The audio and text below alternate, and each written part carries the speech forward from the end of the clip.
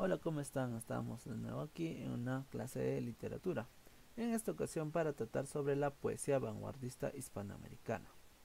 En este sentido tenemos que recordar muchas de las características del vanguardismo, por ejemplo la experimentación lingüística que habíamos tratado anteriormente. También el hecho de la renovación a nivel de la estructura poética, que en este caso ya no va a regir ya no se va a regir por las rimas ni por la métrica, sino va a utilizar un estilo un poco más libre.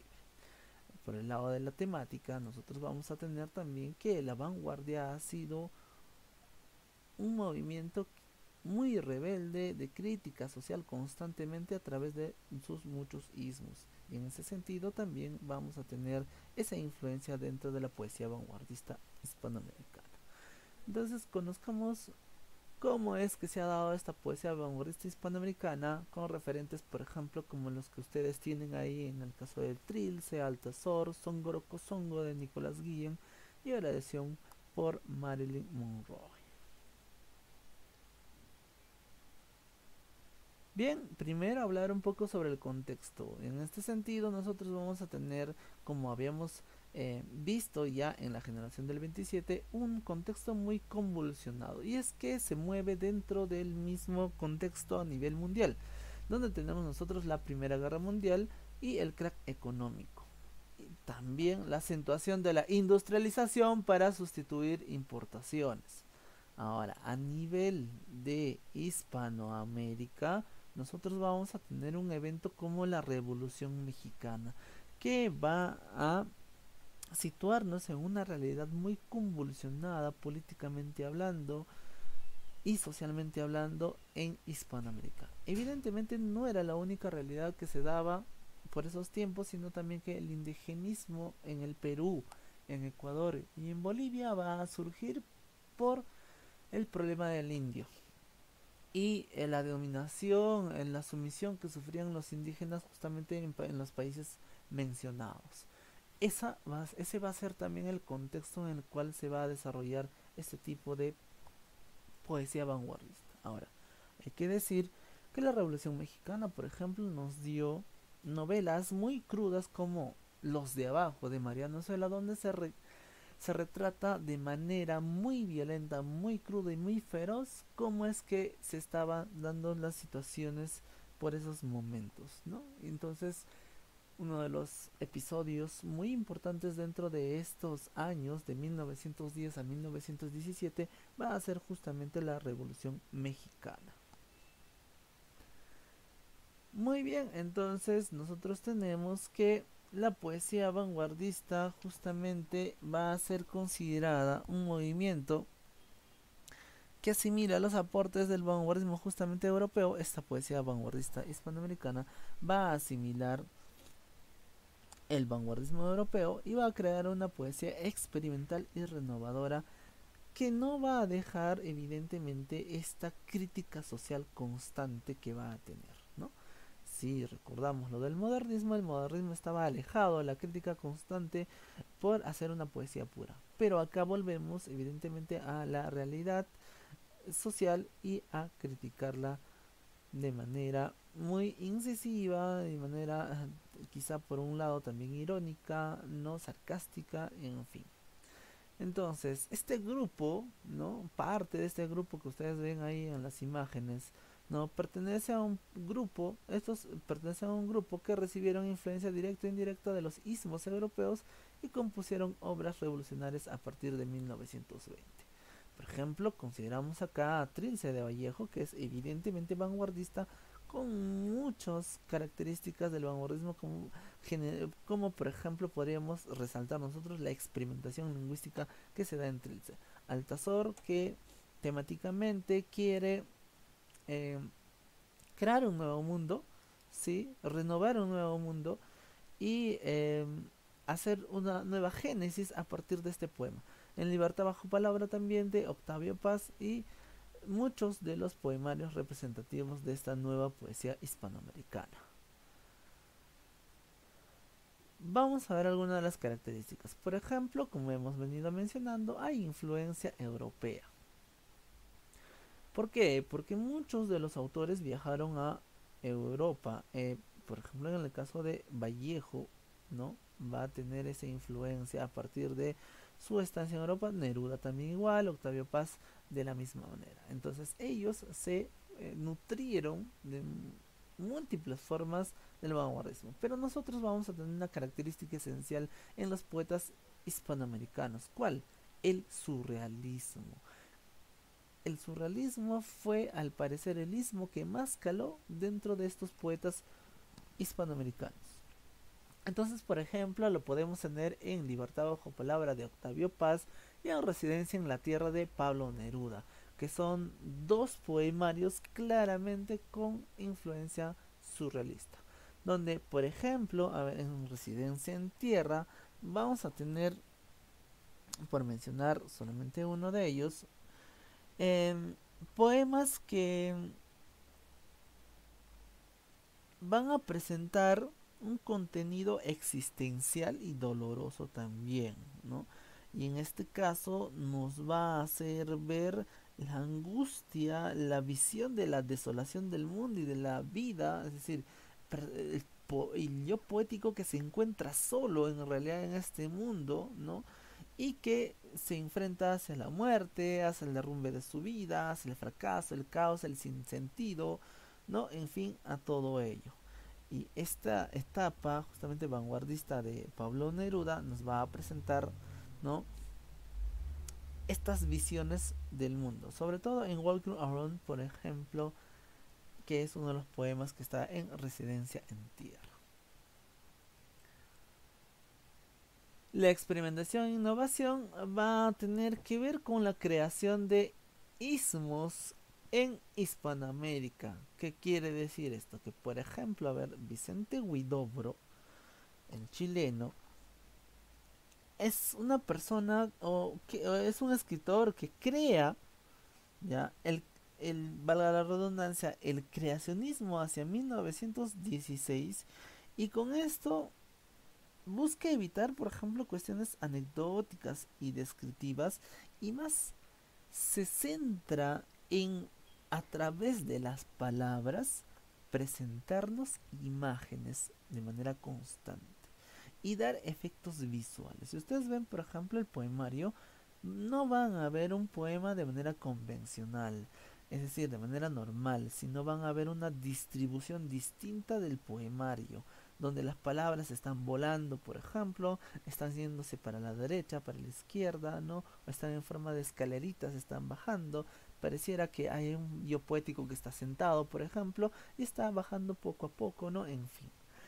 Eso es la visión que nos da el poemario. Claro, tiene de alguna manera, podríamos decir también un tanto un corte así, un tanto surrealista, pero esa cuestión de la disposición en el poema es más parecida a la de un caligrama, ¿correcto? Y bueno, a través del creacionismo lo que va a hacer Huidobro es plantearnos una poesía donde va a presentar al yo poético como un poeta dios, como un poeta creador, como un poeta que va a ir a su paso creando un poco más. Ahora, por el otro lado, el negrismo de Nicolás Guillén nos va a presentar justamente el ritmo, este conocido como el son,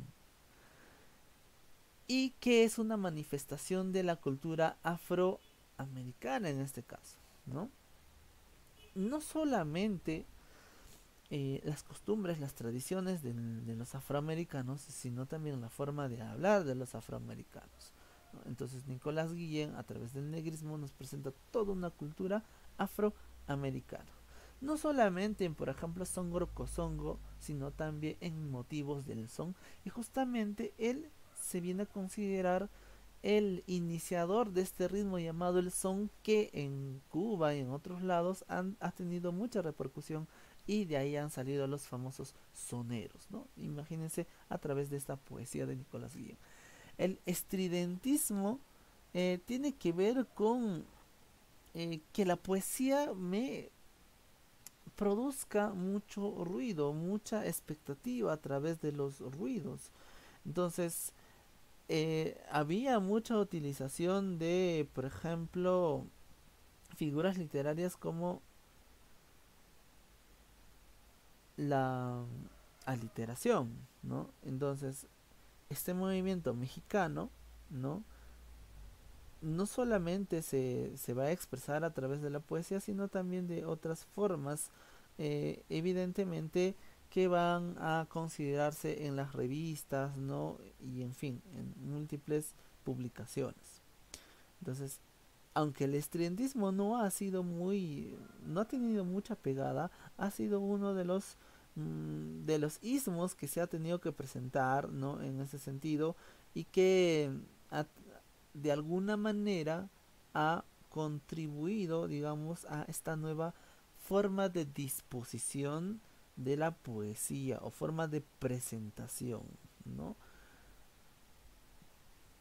Por otro lado tenemos el ultraísmo.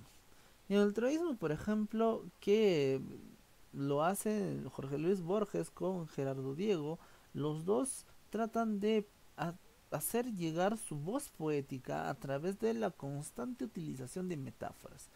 En el caso de Borges vamos a tener que es una metáfora a partir de lo cotidiano, a partir de personajes típicos que se pueden encontrar ahí de manera diaria, ¿no? Por ejemplo, el típico gaucho y las tradiciones, las costumbres, las formas de sentir, de pensar del típico gaucho argentino.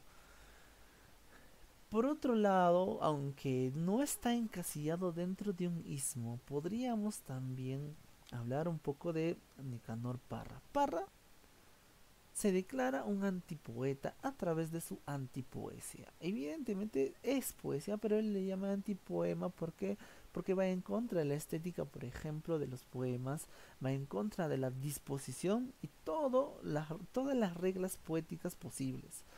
Y nosotros vamos a encontrar los artefactos, por ejemplo, que son poemas pequeños donde él es muy irónico y donde critica constantemente la realidad en todas las formas, ¿no? Estos artefactos se parecen mucho a los haikus en su disposición, es decir, los haikus japoneses son solamente de un verso, pero que tienen mucho contenido, pueden tener mucho contenido filosófico, ético, moral, ¿no? Mitológico, en fin. Esa forma de disposición del haiku es la que adopta Nicanor Parra para hacer sus artefactos dentro de la reunión de poemas que tienen poemas y antipoemas y otros más. Tono de denuncia, lo dijimos, la vanguardia no se va a quedar callada, ¿no? Por un lado, nosotros vamos a tener, por ejemplo, que las denuncias van a ser a partir de un tono social, ¿no? Además, se va a denunciar en cierto sentido también el hecho de la cosificación de la mujer o cómo es que la mujer tiene un papel protagónico dentro de la política, ¿no? Y por otro lado también se va a denunciar justamente muchos de los aspectos a nivel hispanoamericano, no solamente a nivel personal, a nivel de país o a nivel nacional, no.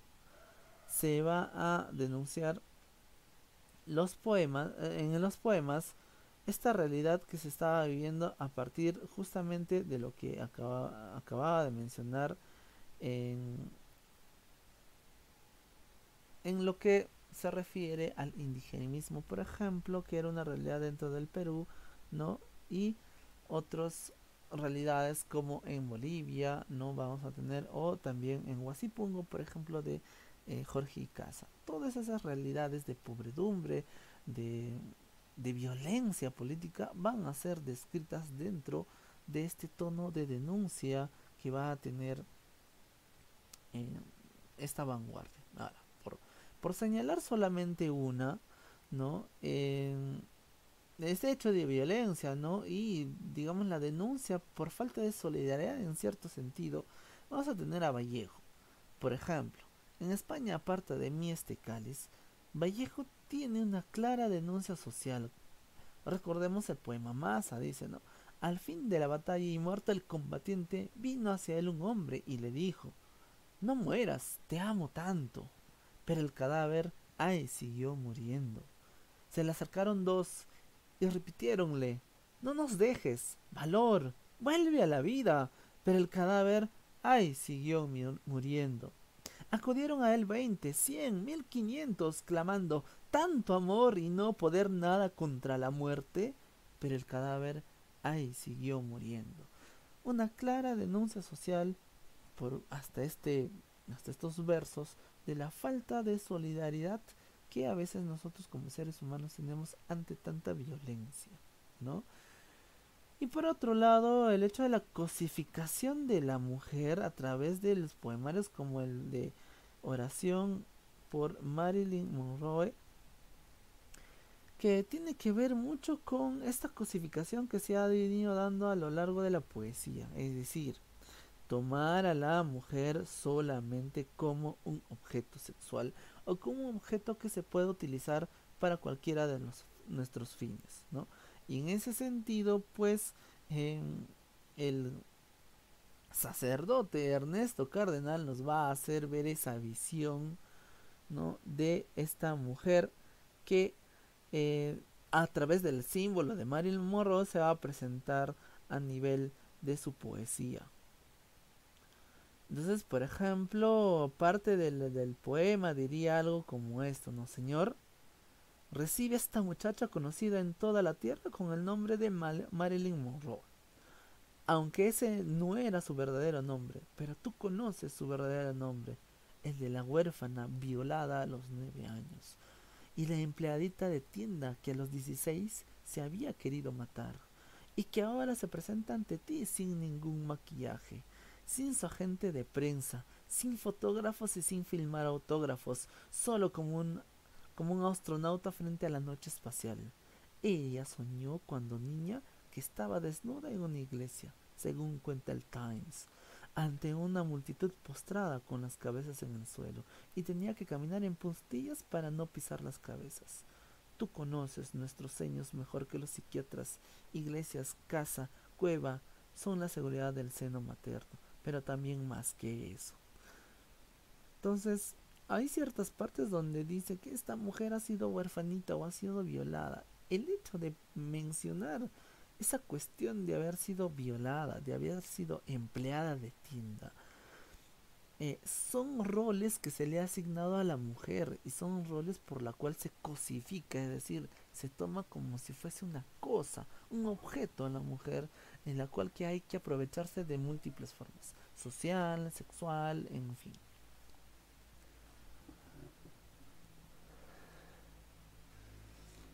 Por este lado vamos a tener el rescate de lo americano, y los poetas no solamente van a hablar de modernidad, sino también van a rescatar elementos tradicionales y culturales americanos. Por ejemplo, en canto general y en Songoro Kosongo, ¿no? Que lo había mencionado anteriormente. Eh, Inicialmente hablando de canto general de manera global, eh, lo que va a hacer Neruda es presentarnos, describirnos la geografía, la flora y fauna, ¿no? Las piedras arqueológicas, a los conquistadores, ¿no? La resistencia de los pueblos autóctonos, ¿no? Frente a los invasores españoles, en fin. En este poemario destaca justamente uno de los poemas muy representativos que lleva como título Alturas de Machu Picchu, ¿no? Donde justamente toma como símbolo a Machu Picchu de la representación, ¿no? De lo americano. Si nosotros queremos saber cómo es el paisaje americano, nos tenemos que centrar en Machu Picchu, dice el yo poético de canto general, ¿no? Por otro lado, Songoro Songo, como había mencionado, es una clara alusión a esto, a esta inspiración de lo afroamericano, a los ritmos, a la cultura afroamericana. Entonces, Nicolás Guillén nos dice que no solamente América es blanca, América es mestiza, sino también que hay ese rincón afroamericano o negro, como quieran llamarle, donde hay una presencia constante, ¿no? No solamente a través de Songoro Kosongo, sino también a través de su poemario llamado Motivos del Son o El Son Entero, que es otro de los poemarios. Bien, acá tenemos nosotros a los representantes. César Vallejo con su poemario Trilce, en el caso Octavio Paz el mexicano, también con Libertad bajo palabra, Jorge Luis Borges con su poemario Fervor de Buenos Aires, y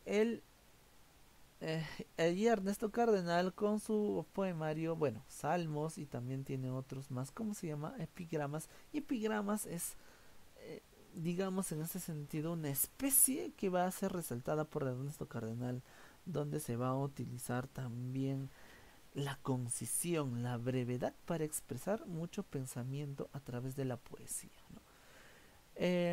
No solamente son ellos, es injusto poner quizá a cuatro, a tres o a dos representantes, porque hay más los que han destacado, ¿no? Había mencionado, por ejemplo, a Vicente Huidobro, a Nicanor Parra, como también poetas chilenos en este caso, y que habían renovado la literatura.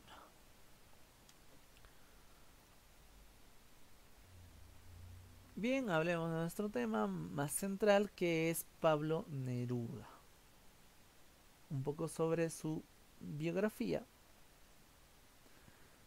Pablo Neruda es un seudónimo de Ricardo Eliezer Nestalí Reyes Basualdo, que nació justamente en Chile, Parral, en 1904. Hablar rápidamente sobre Neruda, hay que decir que él publicó, por ejemplo, sus primeros libros ad honorem eh, y que también fue cónsul en varios países, ¿no? En uno de ellos, por ejemplo, en Birmania. Luego se fue a España a ser cónsul, eh, y ahí conoció a la mayoría de los poetas de la generación del 27, por ejemplo. No, posteriormente a ello, él va a pertenecer a un partido comunista que va a ser declarado ilegal en 1948, ¿no? Por lo cual va a tener que salir de Chile. Y en 1971 se le va a otorgar el Premio Nobel de Literatura por la constante renovación poética que va a manifestar a través de su obra. Obra que, por ejemplo, va a estar, digamos, resumida en este grupito que estoy presentando. En Crepusculario, por ejemplo, 20 poemas de amor y una canción desesperada, Residencia en tierra y Canto general, que es lo mejor que tiene, claro, y acá faltaría Odas elementales de 1954. Que en suma, como había mencionado, es lo mejor que tiene Pablo Neruda, y claro, hay otros poemas también que van a complementar de cierta manera esta grandeza que tiene la poesía de Neruda. Veamos un poco entonces sobre las etapas de la poesía nerudiana. En la primera etapa de iniciación vamos a tener una poesía modernista y neorromántica, que se caracteriza por el lado modernista por su musicalidad y por su lado neorromántico por el predominio del tema amoroso. No solamente vamos a tener acá a Crepusculario, sino también a 20 poemas de amor y una canción desesperada. Ahora, hay que decir también que los poemas, en el caso de 20 poemas de amor, tienen un cierto contenido erótico, ¿sí? Y por otro lado, algunos van a decir también que tienen ciertos toquecitos de elementos vanguardistas, en este caso, por ejemplo, surrealistas, en cuanto a la presentación onírica, en cuanto a un yo poético que es un yo poético que evoca los sueños o los recuerdos. En la poesía residenciaria, ¿no?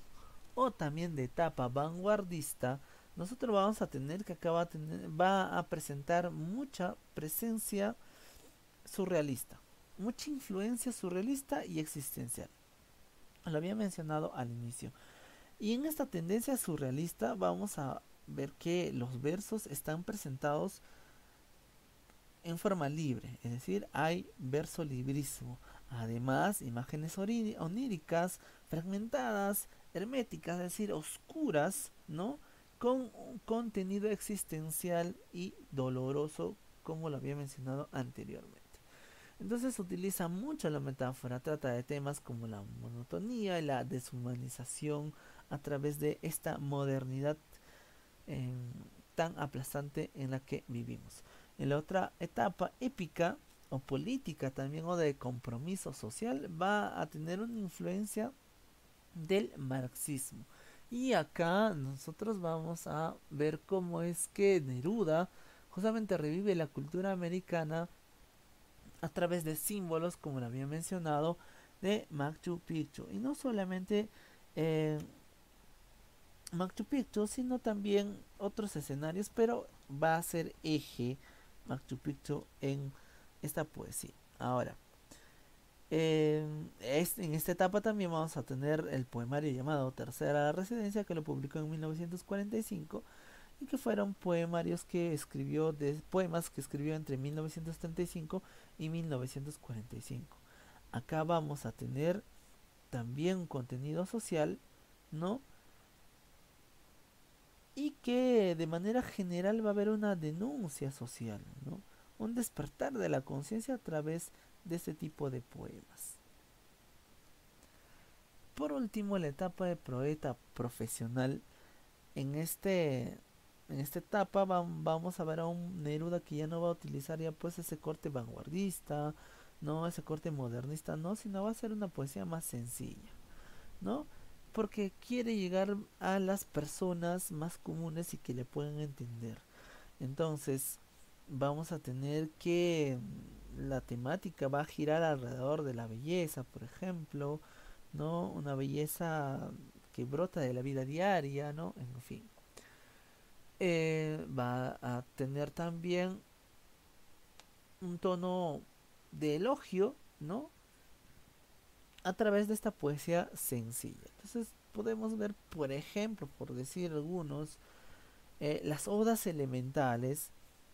Y para mencionar esto cotidiano, vamos a tener odas como oda a la cebolla, oda al tomate u oda al libro, que son elementos muy cotidianos y que a través de ello vamos a ver cierta simbolización, ¿no? Algunos hablan de una etapa otoñal, que sin embargo pues ya acá no hay digamos una diferencia. ¿Por qué? Porque es un resumen de todas las últimas etapas que él había vivido o de todas las etapas, ¿no? Es una especie de balance, de recuerdo, de memorias personales, una especie de autoexamen de todo lo que él había vivido. Y eso lo podemos ver, por ejemplo, en poemarios como Extravagario de 1958 o Memorial de la Isla Negra de 1964. En esta etapa de estos poemarios que había mencionado no son muy importantes, ¿no? Lo esencial está acá, en estas cuatro etapas.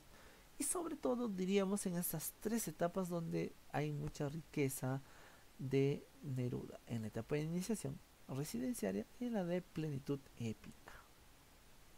Muy bien. Ahora hablando especialmente de 20 poemas de amor y una canción desesperada publicada en 1924, diríamos que es un poemario que a través de 21 poemas diversos, ¿no?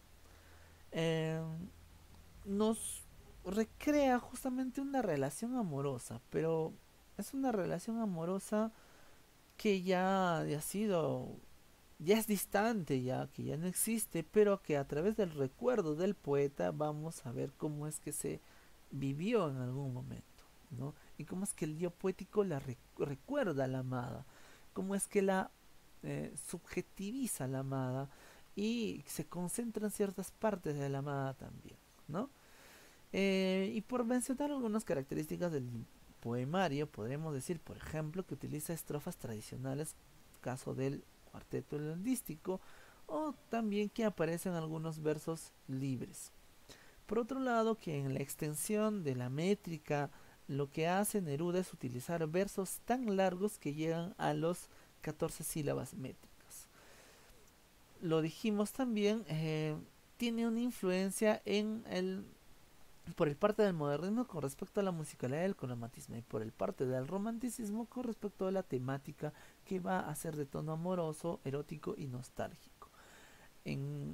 Utiliza también el símil, ¿no? Para comparar, por ejemplo, a la mujer como la naturaleza o la metáfora para decirnos de forma indirecta cómo era la relación con la mujer.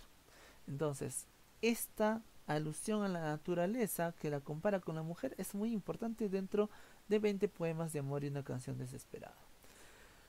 Dentro de los temas principales tenemos en suma pues el amor, la ausencia, la nostalgia, el recuerdo y el abandono de forma general a lo largo de los poemas. Entonces veamos cómo se presentan los poemas. Esto por supuesto se va a analizar más profundamente en la clase de reforzamiento.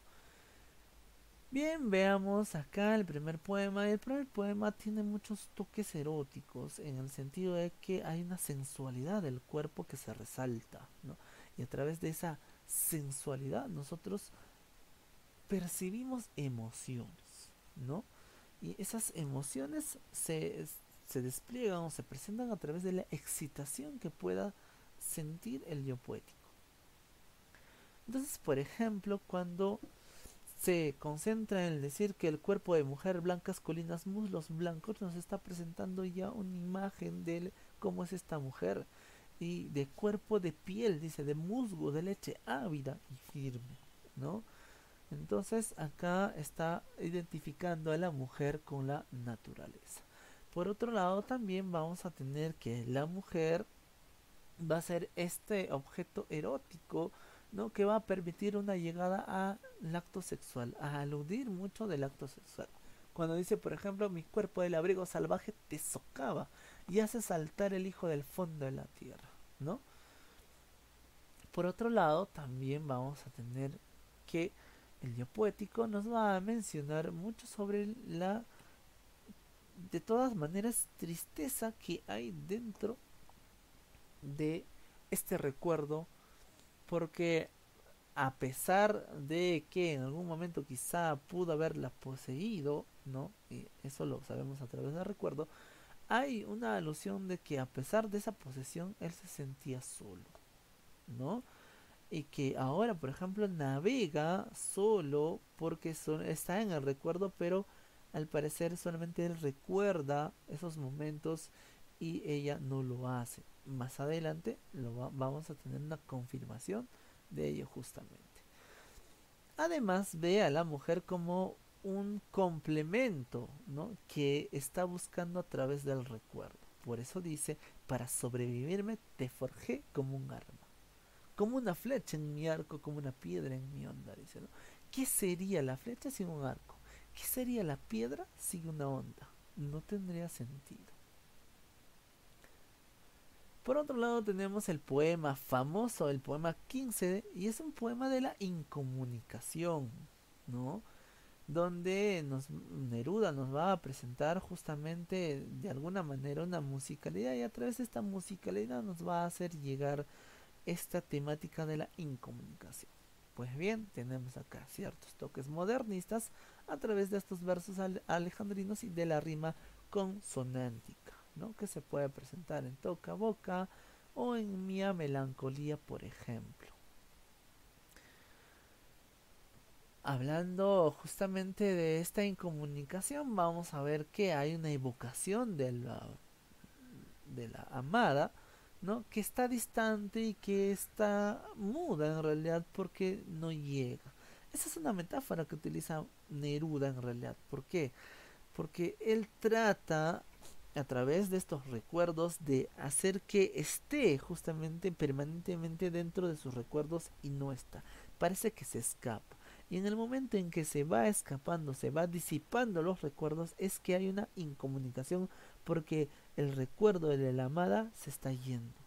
Entonces es por eso que ahí menciona y me oyes desde lejos y mi voz no te alcanza, ¿no? Es decir, los recuerdos parecen que se están yendo.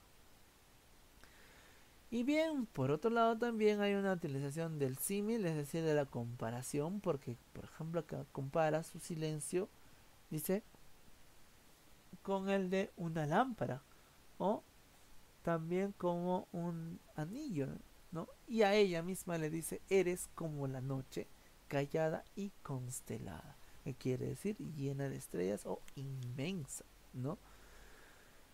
Por otro lado, hay una esperanza en la concreción amorosa cuando a pesar de que este recuerdo se está escapando, sabe el yo poético que ella está presente ahí. Es decir, que no está muerta, ¿no? No se va a morir en sus recuerdos, no, va a estar presente en sus recuerdos. Por eso dice, distante y dolorosa como si hubieras muerto. Una palabra entonces, una sonrisa bastan, dice. Estoy alegre, alegre de que no sea cierto. Es decir, si el yo poético despliega una sonrisa, esa sonrisa es por ella.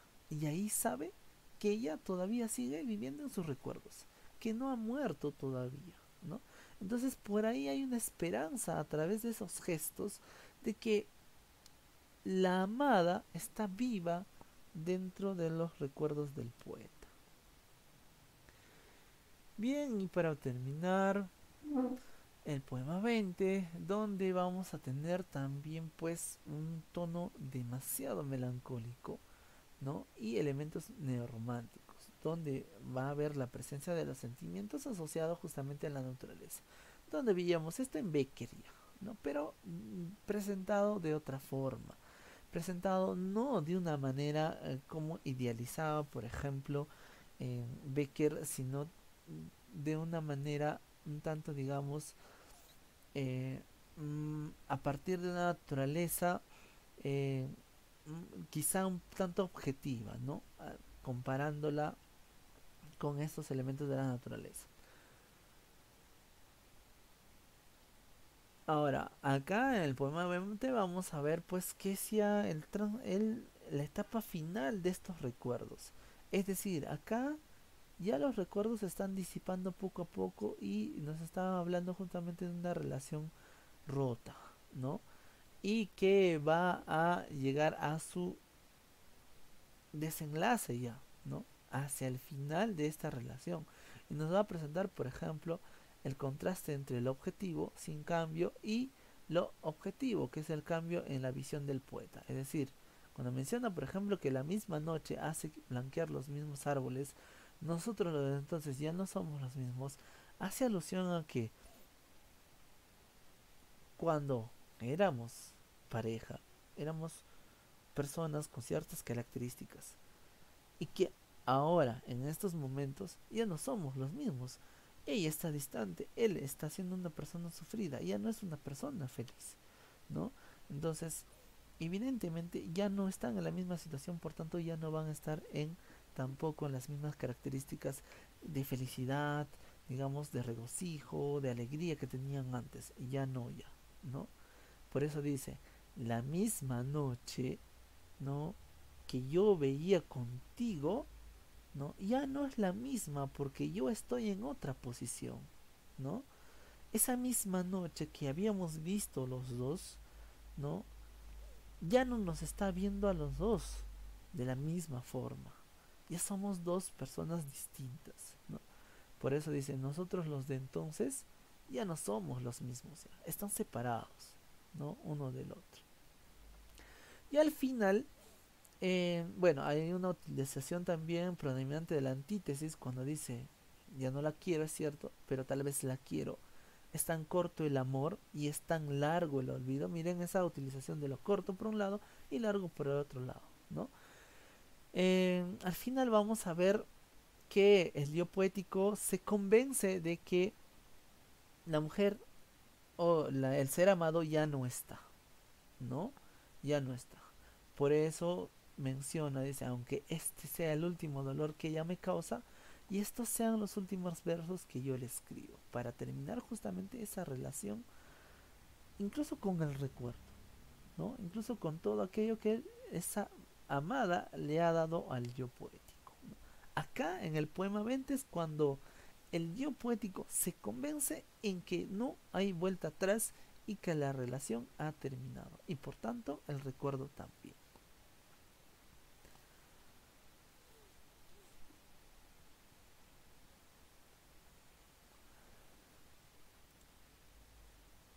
Entonces ahí hay un final desesperanzador, es decir, ya no hay vuelta atrás, ¿no? Ya no tiene nada de esperanzas con respecto a volver con el ser amado. Bien, espero que te haya gustado la clase. Recuerda que este es un recuento y que se va a analizar un poco más en la clase de reforzamiento. Entonces será hasta una próxima oportunidad. Nos vemos.